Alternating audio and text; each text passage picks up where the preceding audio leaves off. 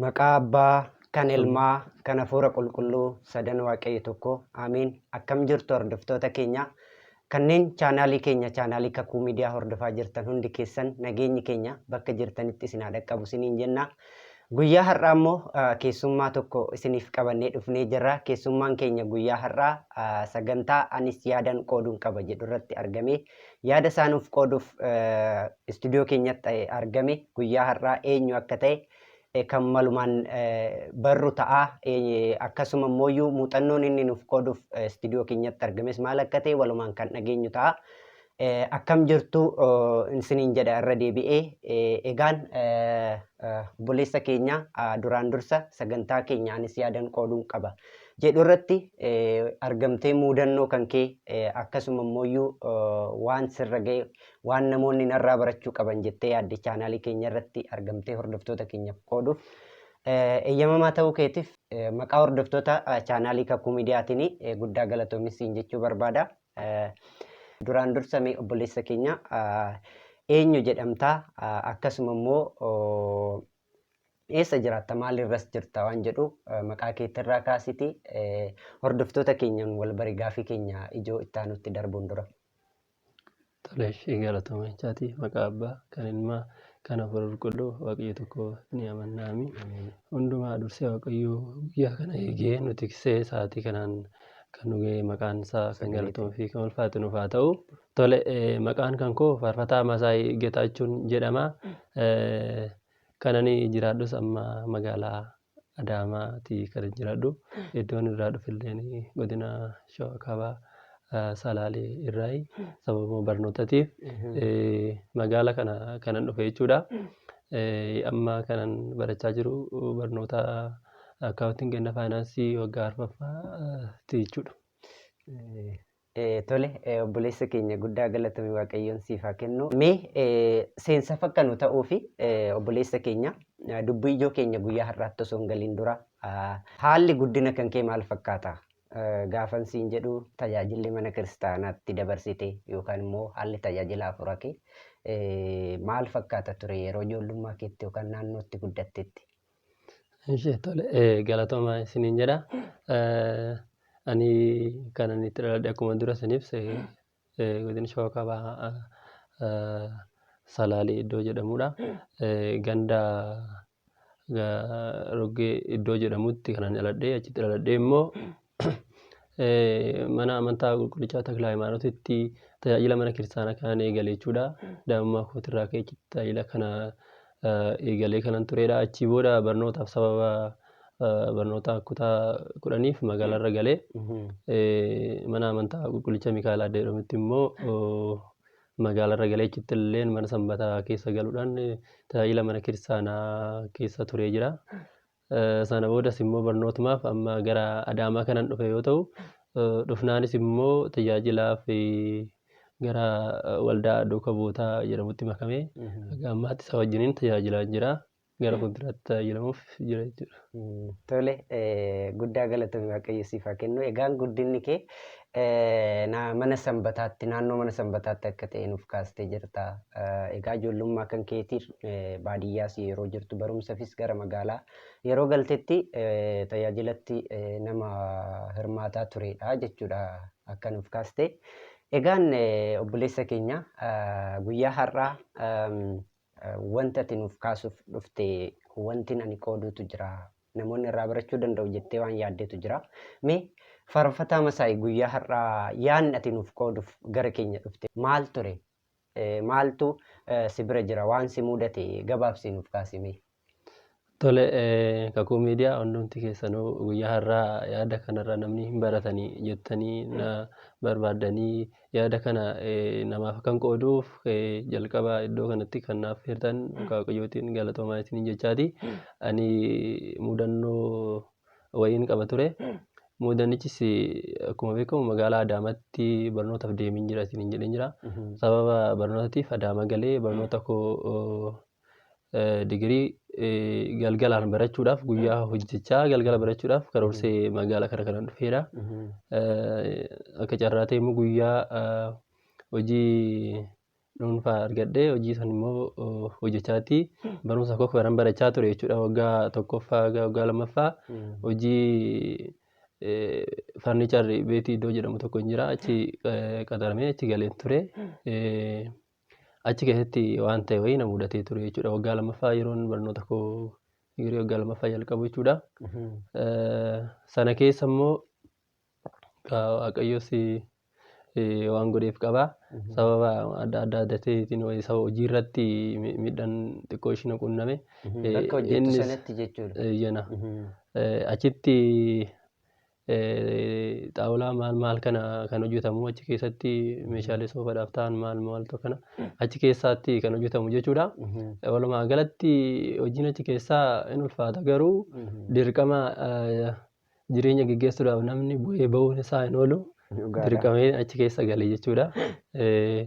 Galees immoo ji'oota 6-7 hojii sana haala gaariidhaan hojjechaati. Hundaallee haala gaariidhaan fayyadamaati kanan turedha. Achi keessatti garuu yoo hojjennu ganama guyyaa gaafa 19 Gabreel jechuudha.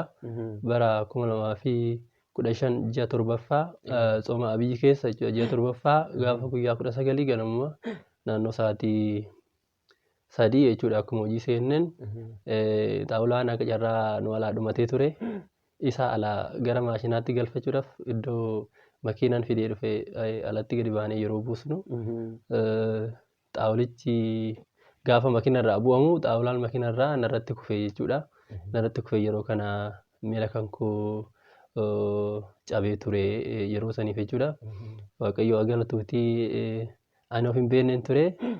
Obboloonni koo na fidanii Yooyyaa hospitaalaa na galchanii achumatti na barees jechuudha. Waan hin taa'ame yeroo san baay'ee tokko kan ulfaatudha.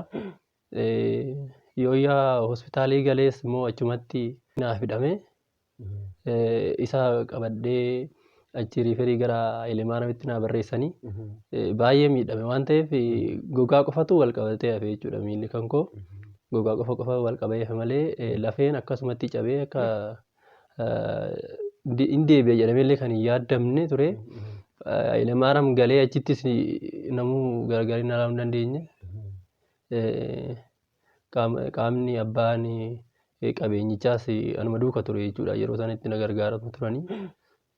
Garuu sababuma nama dhabuuf hanqina maallaqaatirraa kan ka'e iddoo isaan na barreessanitti deemuu hin dandeenye. Gara Walaayittaa Sooddootti akka hin deemee yaalamu na taasisanii achi deemuudhaaf yeroo sanitti dhugaa dubbachuuf yaaduma jira malee jira dheetu waan yaadu hin qabu jechuudha. Nafsuma na keessa jira malee baay'ee tokko miidhameen ture jechuudha. Ani achi hin deemu jedheen bakka nan didee halkan 3 dirasii mana hospitaala san keessatti rakkachaa bule waan ta'eef achis deemee kanatti rakkachuu hin danda'a. Eenyutu nama wajjin hin deemee ta'ini waan kana hundumaa na gargaara kan jiru tokko waan sammuu koo keessa jiruuf nan didee yeroo sana akka carraa ta'e kan nyaata biraa fayyadamnu tigistii jedhamti. Ogeessi akkanumatti ogeessaa waan jiruuf isa bira deemte ta'ini yoo inni sii fide sii wayyaa mana yaalatti irra naan jedhani sana booda karaa isheetiin gara ogeessaa sanii deemee achitti yaalii naa taasifamee guyyaa har'aa kana fayyee si fuulduratti yaada kana dhiyeessuudhaaf argamee jira jechuudha. Tole mudannoo kan kee kanarraa ka namni mee maal barata? Fakkeenyaaf waan si mudate kuni akkamitti nama barsiisa jettee yaaddaaf ati jalqaba nama mana amantaatti guddate achi booda barumsaaf gara magaalaa Adaamaa dhufte.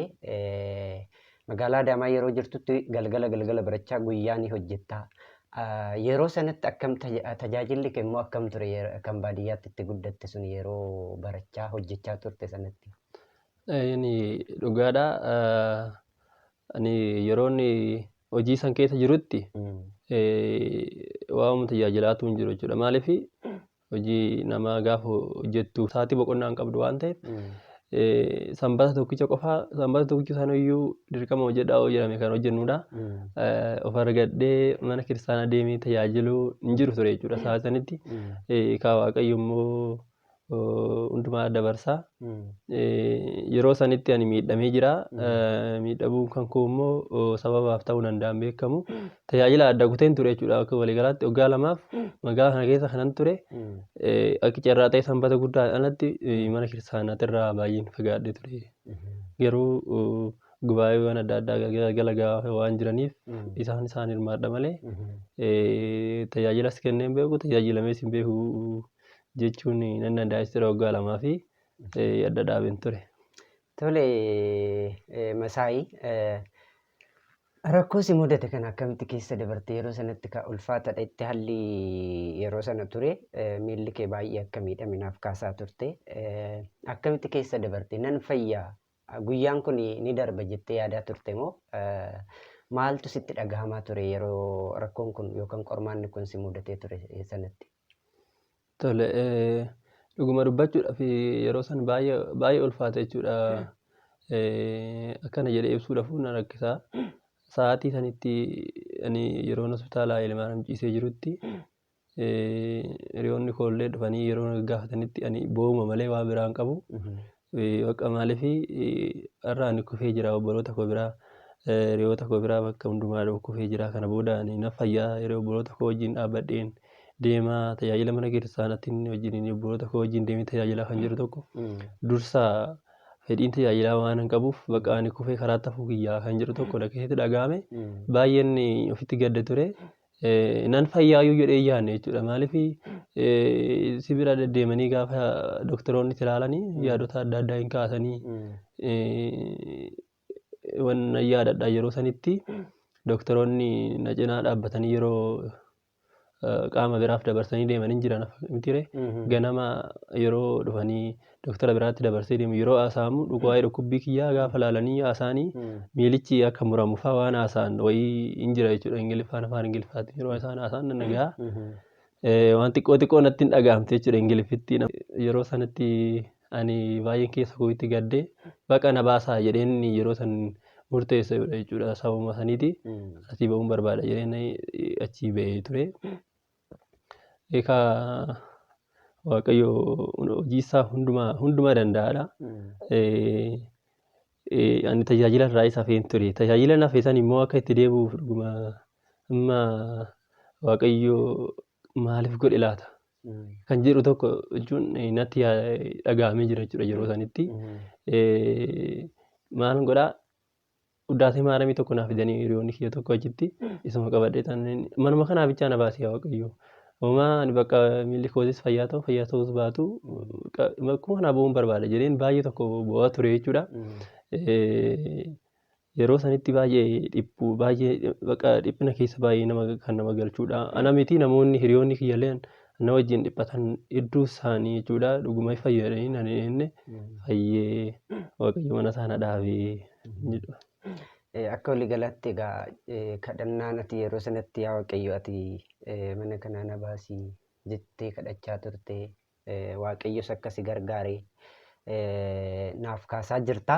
Egaa akka waliigalaatti dhuguma dubbachuu fi qormaanni jireenya keessatti akka nama mudatu qormaanni hundi isaa immoo qormaata qofa akka hin taane waamicha gara mana isaattis akka deebinuuf akka isa yaadannuuf ta'uu danda'a. Rakkoon si mudate kun jireenya kan kee amma irratti dhiibbaan inni geessise maal jettee yaadda yookaan immoo wanti si fayyade qormaanni kun maalidha? Maaliif beektaa qormaanni tokko nama jabeessu nama cimsu qormaanni tokko immoo matumaan achumaan nama balleessu waan ta'eef si rakkoon sirra gahe kun si fayyade moo si miidhe akkamitti ilaalta qormaata si mudate kana ati? Qormaata si jabeesse moo qormaata immoo jireenya keessatti qormaatuma sitti ta'e? Tole yaada gaariidha. Dhuguma dubbachuuf anaaf daandii gaariitti akka hin deebi'uuf na gargaare. Garuu namoonni baay'een mana wajjin dhiphatanii namoonni baay'een na wajjin rakkinatti galan jiru. Fakkeenyaaf yeroo sanatti dhukkubsadhee obboleettii koo biraa kanan ciise jechuudha. Ji'oota yaalamaa ture san muluu ji'a naannoo xiqqaatee ji'oota 7 obboleettii koo bira ciise. Sana booda aga ji'a 7 kana gaafa jedhu kan ofii qabanii mana fincaa'ina geessani malee sana booda obboleettii koo biraan hafe jechuu kophaatti gale jechuu miti. Hawwii Getaachoo jedhamti. Yeroo sanatti hojii ishillee dhiisee boqonnaa fudhattee na wajjin yeroo isheen rakkattee jira jechuudha. Waaqayyo gaafa daandii dhugaatti gaafa si fayyisuudhaaf gaafa deemu karaa adda addaa nama gargaara. Dhuguma dubbachuudha obboleettii koo na wajjin dhiphataa turte. Ani dhiphina san keessa immoo darbee guyyaa irraa kana akkan ga'uuf waaqayyo kan manatti agarsiisuuf jedhee yaada wantoota baay'een naaf raawwatamee jira. Ani yeroo isaan mana ishiisan ture jechuutti yeroo hundumaa gaafa kophaallee ta'e kadhannaa nan godhadha. Kadhannuma saniinis waaqayyo boo'icha namaa hin dhaga'a. Achi keessa ba'ee yaa waaqayyo maaliif kun akkamitti ta'e laata jedhee gaafii yeroo hin dhiyeessu waaqayyo deebisiif laata. Daanduma isa dhugaa mana isaa kiristaanaatti irraa fagaadhe isa ijoollummaatti mana isaatti ture san akka hin daganneef jecha karaa ittiin na baasuuf filatee waaqayyo gooftaan kanaaf kenne jedheen bakka gammadee fudhadhe.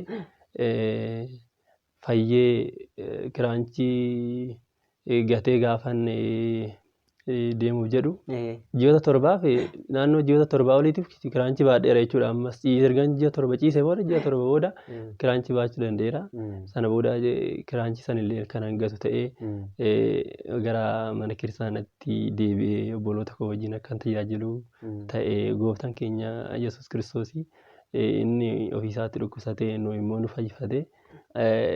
Ana dhukkuba gaheetti hin daganne na ilaalee gara mana isaatti na fidate. Ana waan guddaatu naaf ta'e yeroo saniif dhiphadhu sarara garuu mana isaa gateen ture dhiyeenyaan yaada. Odoon irraa gaarraatti achi keessa dhaadhee mana kiristaanaa dagadhii na yaada. Garuu har'a immoo mana kiristaanaa keessatti obboloota koo wajjin tajaajilamaas jira. Sinin jechuudha. Tole Masaay faarfataa Masaay guddaa galatoomi waaqayyo siif haa kennu jechuun barbaada.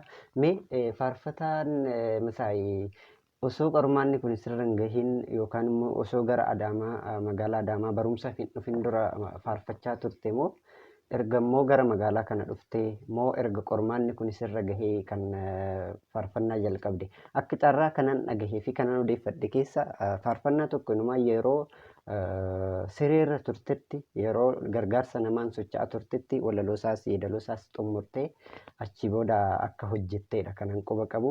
Mee waan kanarraa ati waan hin jedhi waan si bira jiru. Tole gaariidha. Jalqabuma yeroon barnootaaf gara magaalaa barnoota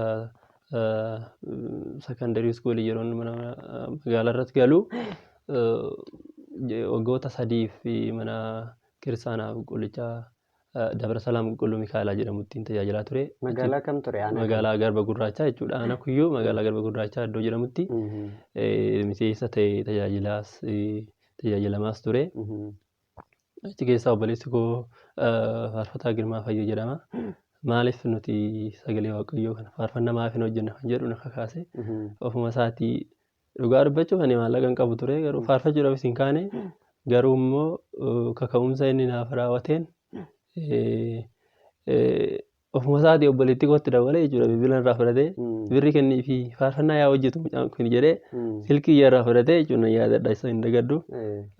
Siistarii koo birrii naaf laattu ta'ee karaa isaatiin faarfannaa 2 hojjedheen ture yeroo sanitti. Isaa wajjiniin tokko taanee albama tokkicha faaruu nama 6 ta'anii ta'een albama tokkicha hojjennee turre. Bara 2014 jechuudha kun. Ayyaana cuuphaa booda bara 2014 faarfannaa haaraa hojjennee turre. Sana boodas immoo gara magaalaa Adaamaatti ergan dhufee hagan hojii argadhutti xiqqoo tajaajilaa sun ture. Tajaajilamaa jechuudha. Tajaajilaa sun taane tajaajilamaan ture.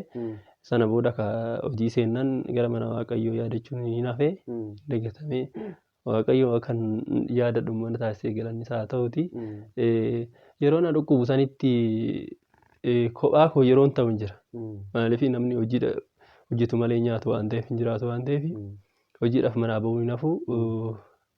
Yeroo sana bakka yaadni baay'ee natti dhufanii yaa waaqayyoo ati dhugumaa yoo asiitii kaasee ija namaa fuuldura na dhaabde obboloota koo wajjiniin dhuguma dubbachuuf kiraanchii 2 deemee ture jechuudha. Kiraanchii 2 yoo 7 oliif kiraanchii 2 deemaa ture. Yaa waaqayyoo ati kaasee kiraanchuma sana of danda'ee qabachuu hin dandeenye jechuudha. Baay'ee ulfaata. Yaa Waaqayyo waan asiin kaaseen dhuguma jechuun humna qabaadhee osoo hin taane bakka fidees fiduu faarfannaa tokkicha kan galataa siif dhiyeessaa jedhee yeroo sanii fi ofuma kootiif ofuma irratti waadaa galee ture. Ammas immoo waadicha gaafan fayyee jedhu waadicha xumuruun dirqama waanta natti ta'eef qabaadhee miti barataadha. Na dubbise obboleessi koo ammas girmaa fayyee jedhama. Faarfataa girmaa fayyeetti garbicha mootaa jedhama. Inni isaatti yuutuubisa jirran seentanii hojiin hojjetu ilaaluu hin dandeessanii garbicha tiivuubii garbicha mootaa yookaan immoo garbicha tiivuubii jedhu ni jira argattanii.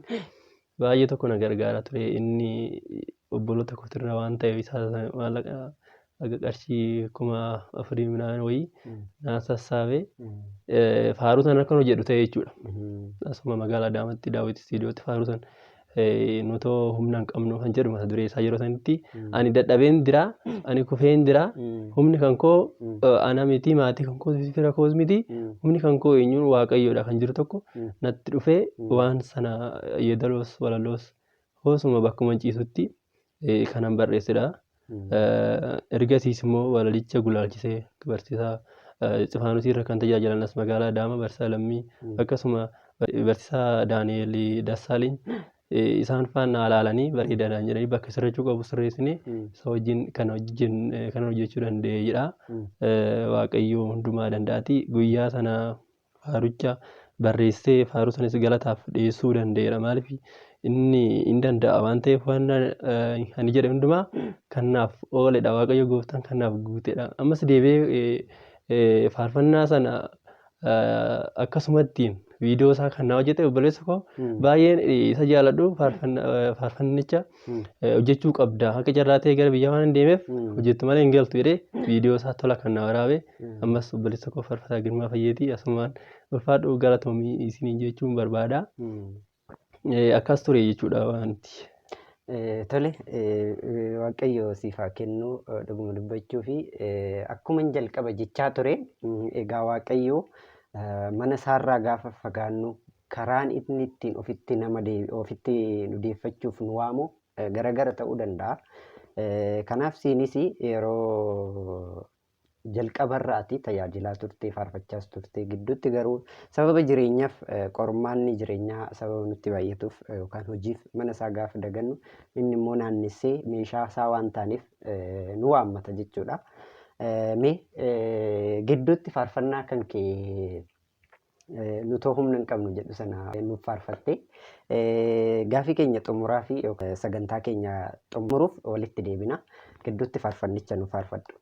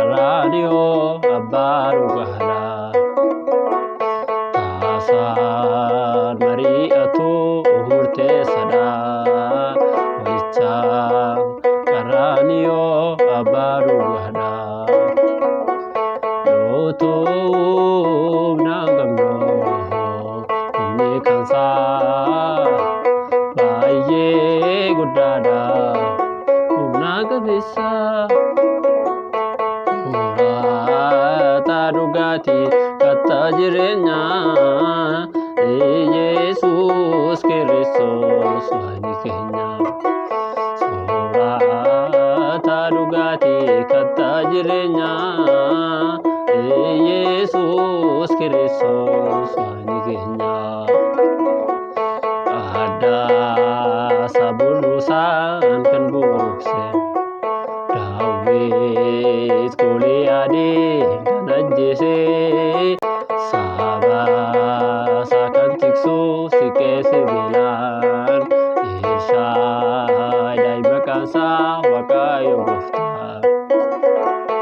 nutuu humna hin qabnu humni kan isaa baay'ee guddaadha humna qabeessa soorata dhugaatii kattaa jireenyaa Yesuus Kiristoos waan keenya soorata dhugaatii kattaa jireenyaa Yesuus Kiristoos waan keenya suuraa firkiruubee sodaadhanii teessoo galatasaa kan baatanii baraan kan jiraatu alfaa omeegaa kan xumuraan qabne mootii nagaa baraan kan jiraatu alfaa omeegaa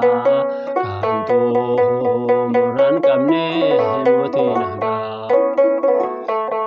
utuu humna hin qabnu humni kan isaa baay'ee guddaadha humna qabeessa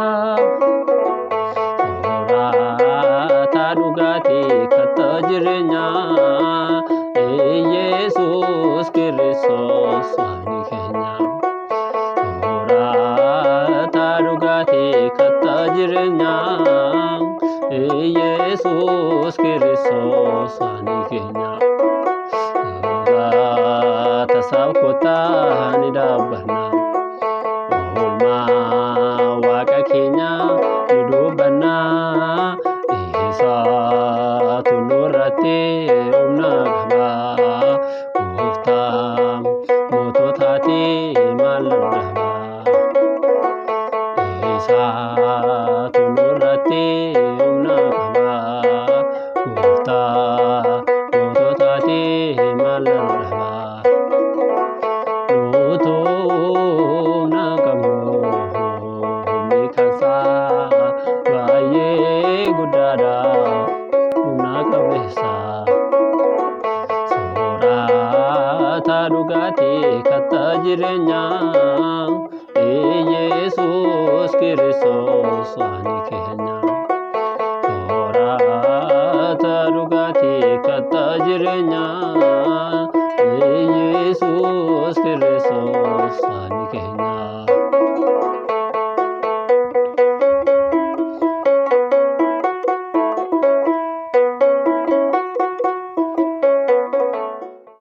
Egaan hordoftoota keenya faarfannaan obboleessi keenya yeroo qormaanni isarra gahee turetti nutoo humna hin qabnu humni kan isaa jedhee faarfate kan dhaggeeffattan kana fakkaata. Obboleessa keenyaaf Waaqayyoon sagalee jireenyaa isaa dhageessisu jechuu ni barbaanna. Gamanumaanii egaani mee faarfataa Masaayii dhumarratti ergaanii fi dhaamsati qabdu dabarfachuu barbaaddu yookaan dhaamsati qabdu yoo jiraate caarraa siif kenneeni. Garuu wanta tokko osoo hin dubbatin darbuun barbaadu ammatti faarfataa Masaayii maalirra jira waan jedhu osoo naaf kaastee achumaan itti fuftee ergaa yookaan dhaamsa yoo qabaatte caarraa siif kennee sagantaa keenya guyyaa har'aa kana xumurra jechuudha.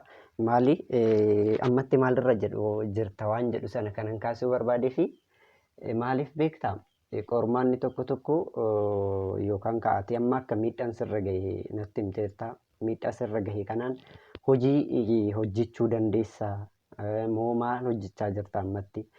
Maaliif wanti hin beekus waan jiruuf keessumaa yeroo baay'ee tajaajila waldaa duukaa bu'ootaa keessatti nama baay'ee jajjabaatu kutaa faaruu nama jajjabeessaa jiru.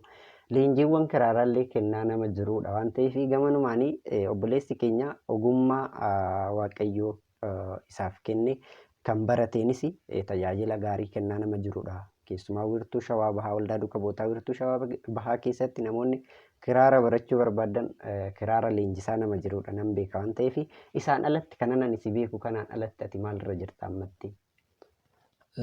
Tolee, ka jalqaba akkuma dubbadhee barataa barnoota irraa kanan jirudha. Waggaa arfaffaadha baranaa. Eeyyama Waaqayyoo ta'e gara xumuraatti deemaa jira.